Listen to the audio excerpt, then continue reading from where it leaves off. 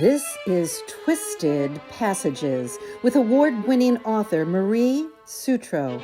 Now, let's take a deep dive into the dark world of psychological thrillers and meet the authors who created them. Hello, and welcome to Twisted Passages. I'm your host, Marie Sutro, and today we have award-winning author Marjorie McCown here to talk about the first in her amazing series, Final Cut. Welcome, Marjorie. Thank you for having me. I'm delighted to be here. I'm delighted to be your guest.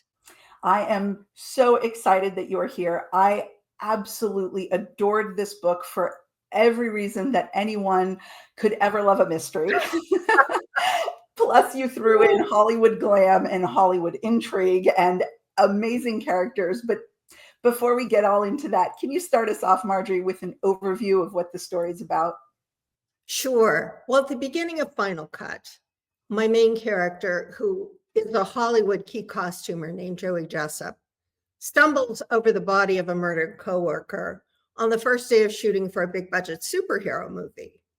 And she right away becomes a suspect, not just because she found the body, but because the victim was seeing her ex. And then the story blows up in the press and social media and blows up Joey's life. And at the same time, she still has to deal with the toxic producer director on the movie and a string of on-set accidents that make her wonder if there's something even worse going on. But because of her profession, research is one of her best skills. So she starts digging for answers, hoping that maybe she can figure out what's happening, hoping she can maybe save her career. But that makes her the target of a killer. You intimated that we have a director with some director issues. I guess issues that most of us, I think, in just from pop culture, understand are people who have a lot of power and they're able to wield it in whatever way they want. Similarly, you explained that the studios have a lot of power and there's a lot of money at stake with individual films that are made. Can you give us a little background on how you came to be in the film industry? Well, I started out in theater many, many years ago in New York City as a designer for theater and opera. I was there for about 13 years and I really loved the theater, but honestly, I finally decided that I at least needed to explore the film industry. I never had any real desire to work on movies per se, but in a way, my friends back in New York thought I sold out because I came out to Hollywood and I just happened to make connections with a designer who was prepping principal photography for the first Addams Family movie. I walked into her office. I just written her a letter and asked her if she would look at my portfolio and sort of give me a clue about how to get started in film. And she hired me as her assistant designer. So I had never worked on a movie before. I had been in Los Angeles for 2 weeks and I was the assistant designer on the first Addams Family movie. And because I was lucky enough to land in that A-list feature film for my first job, that's where I stayed for my career. And that's really how it happened. So it was flukish and I did it mostly for the benefits and the money, quite frankly, although I do find the film industry tremendously interesting. I found that to be true theater too, for the 30 years I worked there. And I was never bored by it. And there was always something new to learn. And that's what I appreciated about that industry. And the fact that it gave me this built-in amazing creative community. And even though there were people like Marcus Prey, who's the toxic producer director on the movie. In fact, he's directly based on somebody I worked with on a film for almost a year. Most of the people, like 98% of the people I was fortunate enough to work with were great people, like Ron Howard, like Tom Hanks, like Brad Pitt, like Dustin Hoffman, Robert De Niro, Barry Levinson, Sidney Pollack, fantastic human beings, wonderful creative collaborators. So even though I picked out the worst of the worst for the value of the story, people like that are a big problem, especially powerful people who wield that much influence, who, because of that fact, because they're big blockbuster moneymakers, are really still, I mean, it's changed. When Harvey Weinstein was arrested and went to prison, it was the film equivalent of the Berlin Wall coming down. I mean, no disrespect to history in that, but it was just as unlikely an event. So things are changing, but it's endemic in that culture, as I think it's endemic in lots of professional realms. But anyway, somebody who is in a position like that of extreme power in the film industry, they're untouchable almost still because they wield so much power. And, you know, as that old saying goes, absolute power corrupts absolutely. Tom Hanks once said, he doesn't think fame changes people, but it makes them more of who they really are. You know, so you see that both the good and bad side of that in Hollywood. You do. And it's an interesting observation because it's ubiquitous. It's kind of, unfortunately, everywhere that there's power, we see this over and over again. Politics. Anywhere, right? Families.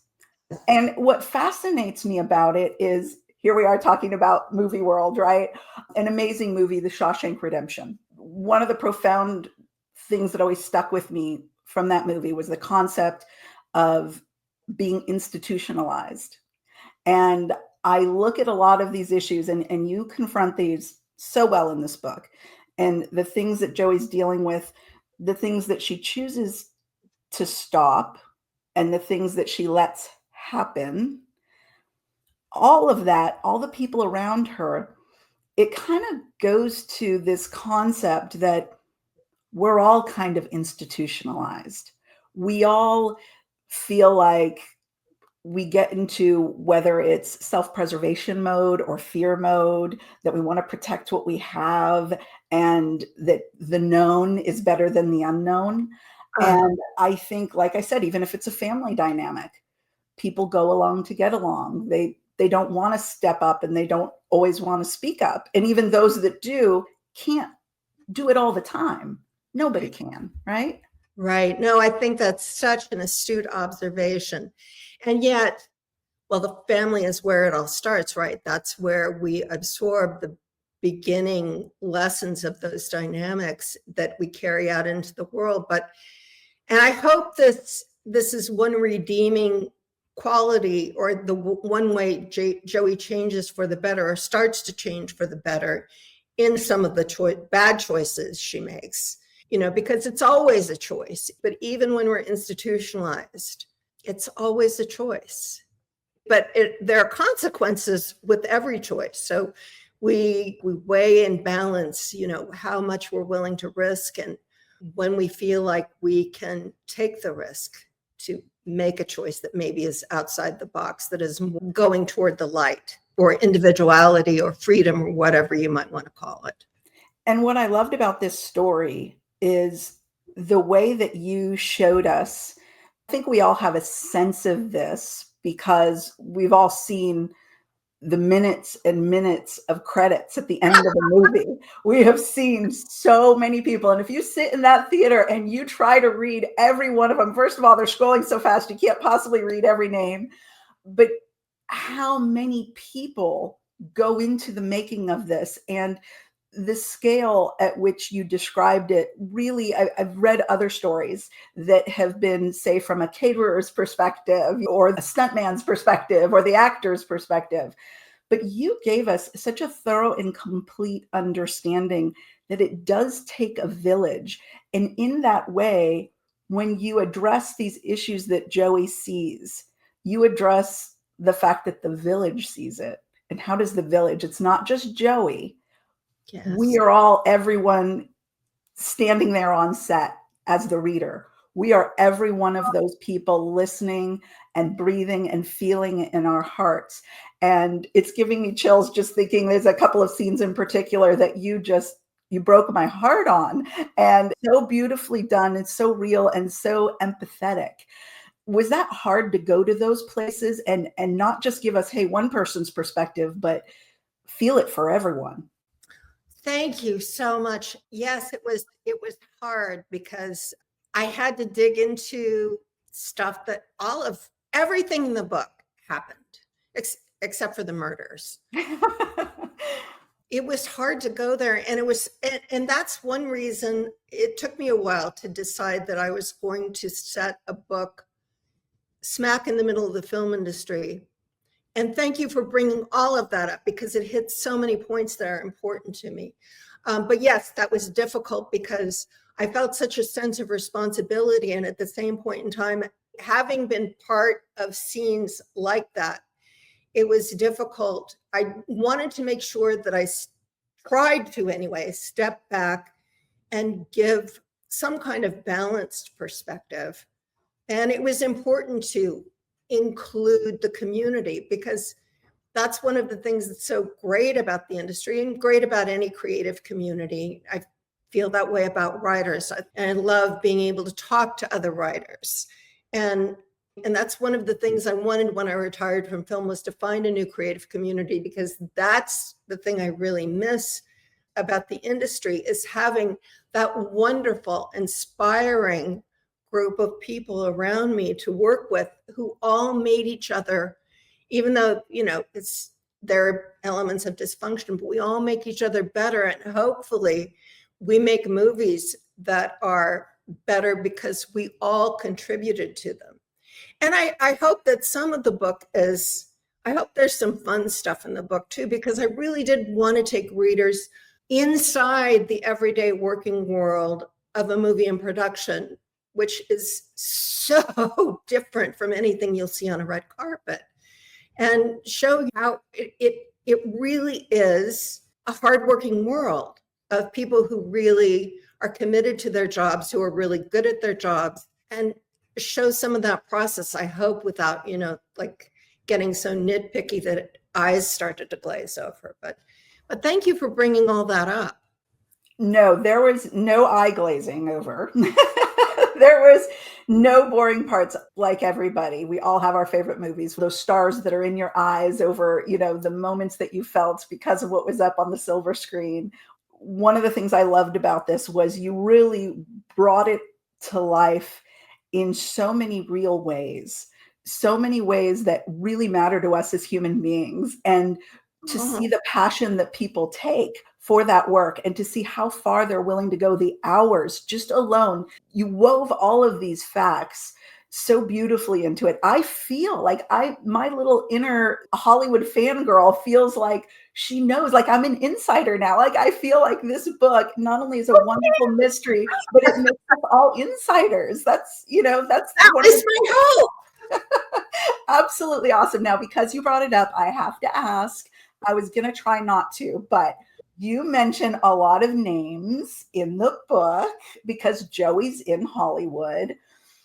Are all the stories true, or are they kind of more fictional? Like when Joey talks about one of her favorite moments with this actor who carried a bag for her because it was really heavy. All of that stuff really happened to me. Tom Cruise carried my bag off the set when I was covering for another set costumer. One of our set costumers had a dentist appointment, so I covered the set for him for the morning, and he had this huge, he was such a great set costumer. He had this huge set bag and he was a big guy that he dragged with him all over the place. So when they called lunch, I had to drag his set bag back to the wardrobe trailer, and all the grips and the camera guys and the drivers were running by me to get to lunch. And then somebody taps me on the shoulder. I turn around, it's Tom, and he goes, "It's too big for you. Let me carry it." It was a really sweet moment. Because I wanted to include some of those moments, I included only things that happened to me so that nobody could come back and say, "Did that really happen?" Or "That didn't really happen." Well, yeah, it did, because I was there. Those moments were just so fun and so real. What you explained to us about the costume world and where things are located in the valley and the buildings, and one building in particular, I don't want to spoil anything, never do spoilers on the show, but that particular place and the people that work within it, you really made that place their character in the book. Oh, yay. And Joey interacts in a very pivotal way with that location, in a very pivotal plot point in the story. And I will tell you, I was feeling for that location as if that location were a character. No, that was the hardest decision I had to make about writing the book. It's based on a very real location. It is like the hub of the costume community for the world, certainly for Hollywood, but everybody comes from all over the world to rent costumes, to have things made there.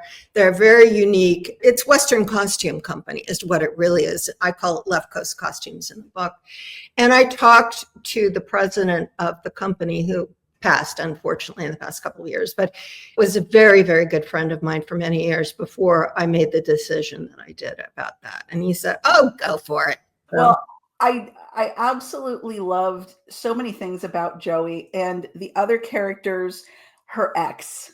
Oh my goodness. Oh, Marjorie, to put this poor woman in the middle of a murder and the murder victim was dating her ex. I mean, if it could get any more cringy and awful, you really put the screws to her in that way.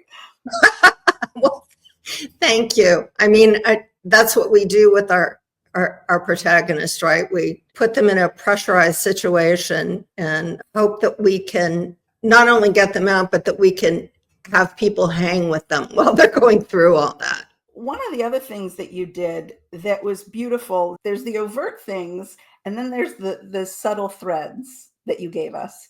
And one of the subtle threads that just struck me deep in the heart was a character named Malo. And oh, yes. Thank you. I adore Joey. She's so smart. She's so strong. She's an amazing problem solver. And for you to create kind of a reluctant detective who's not in the law enforcement world, it was a brilliant choice because that's all she does all day is problem solve. She makes some decisions we agree with, some we don't. But one of the beautiful things about her is her empathy and her desire to bring others along on a path that was very hard for her to walk. You did that through Malo, and I thought that was beautiful. Is that something that was important to you, mentoring in your life? Very much so. Malo is a composite of many talented, wonderful young people that I worked with throughout my career. It's a very important piece of the community of the crew. I don't think it's so much, well, that's not true. I was going to say in front of the camera, but that's really not true. But certainly behind the camera and certainly in the crafts like costuming, it's very much a part of how people learn to do the job, because you can't learn how to make a big budget Hollywood movie in a classroom. You can only learn to do it on set with people who already know how to do it. So it's important. It's important for the industry, but it was important to me as a person and as an artist and as a part of that community to make it as strong as I could. And when I saw somebody who was willing to work that hard and had that much talent, you just want to help them. Thank you. I'm stumbling around about this because I think because it is so meaningful to me. It was very beautiful. It's something that's always mattered to me. When you make it down an exceptionally hard path, it's so important to be able to turn around and say, hey, watch out for this over here, or let me help you over that, or whatever it is. And that was just so well done in all of these layers that add to the beauty of who Joey is and why we love her so much. One other quick question for you, and this is a tie to social media. And I hope I'm not off base in asking this, but there is an amazing character named Bigfoot. And I was wondering, because you posted recently about a girl and her squirrel, if Bigfoot was at all inspired by someone in your own home. Oh, yes. Bigfoot was definitely based on Monkey, my polydactyl cat, who did come to me as the feral. I didn't put this in the book, but she came to me as a feral pregnant cat off the streets of Los Angeles. And she had her kittens in my house. And the people who were helping me, the feral animal people, said, you have to let her decide if she's going to stay. After we got the kittens weaned and adopted, got monkey spayed, they said, you have to let her decide if she's going to stay with you, which was so hard because all she wanted to do was get outside. And she'd been inside for 2 months with the kittens being weaned. And so I opened the door to the patio and I let her go out. And she took off into the yard. And next morning she was there at the kitchen door, like, time for breakfast. Let me back in. And she's snapping over there right now. She now barely goes out of the house. She's not allowed out on the street, but she has the back deck where she can sun herself. And she does like to do that in the morning, but she's a real homebody now. That is wonderful. I am so glad. And I wondered whether Monkey was polydactyl because you did mention Hemingway's cats and all of that. And I see all of these questions. I'm just so lucky that I get to do what I get to do and got to have you here on the show today, Marjorie. Oh, thank you for asking this. You are amazing. You're amazing yourself. And I could talk to you for hours. I could too. Now, another question that unfortunately isn't as fun. And again, we could do this all day, and maybe we'll have to. Maybe when we finish recordings, we'll just have to keep going all day. But for existing fans and new fans, where is the best place for folks to find you and what's coming next for you? MarjorieMcCown.com is my website, and all of my social media. I'm on X and Instagram and Facebook, and all my social media connections are there. And you can sign up for my newsletter if you want to, and I have events posted there too. I am writing a new book. It is Hollywood centric. It's not a Joey book. It's more focused on the above the line world of Hollywood as opposed to being on the set with the crew, although there are scenes that happen on set, but it's more about the conceptualizing and preparation from, not exactly the Black Tower, but more the studio and, as I say, above the line side of the business. Well, I have to say, as a NorCal girl, I will forever have a different view whenever I go to SoCal because, like I said, thanks to your book, now I feel like an insider. Oh, thank you. Thank you so much. That warms my heart, Marie. And again, the book is Final Cut, the first in the series, and the second is Starstruck. If you love Hollywood, if you love movies at all, if you just love a good mystery, absolutely run out and get it. Thank you so much. Thank you, Marjorie. And thank you all for joining us on this episode of Twisted Passages. We hope to see you next time.